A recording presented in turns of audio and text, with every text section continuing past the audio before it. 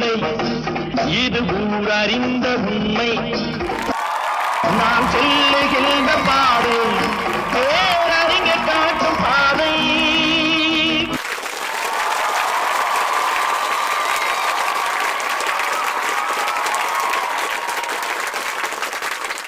மரத்தில் ஒரு கனி பழுத்து தொங்கிக் கொண்டிருந்தது. அது யாருடைய மடியில் விழுவோ என்று நான் பார்த்து கொண்டிருந்தேன். நல்ல வேளையாக அந்த கனி என் மடியிலேயே விழுந்து விட்டது. விழுந்த கனியை எடுத்து பத்திரமாக நான் என் இதயத்தில் வைத்துக் கொண்டேன்.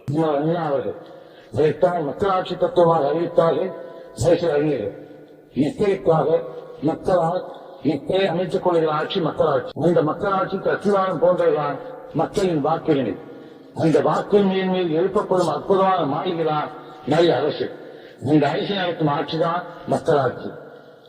ஆட்சி நடத்தும் பொறுப்பில் அமர்கிறவர் நல்லவர்களாக இருந்தால் மட்டும் போதாது, நல்லவர்களாக இருக்க வேண்டும்.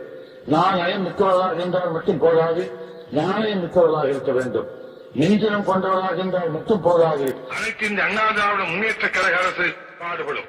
அத்தகைய அரசு அமையவும், அமைகின்ற அரசு தூய்மையான அரசாக அமையவும், மக்கள் தீர்ப்பு மகேசன் தீர்ப்பு என்ற நன்மையை தலைக்கவும் உங்களுடைய அன்பும் ஆதரவும் ஆசையும் கிடைக்க வேண்டும் என்று கையூப்பி உங்களை வேண்டி கேட்டுக் கொள்கிறேன். நன்றி, வணக்கம். வாழ்க அண்ணா ராமம்.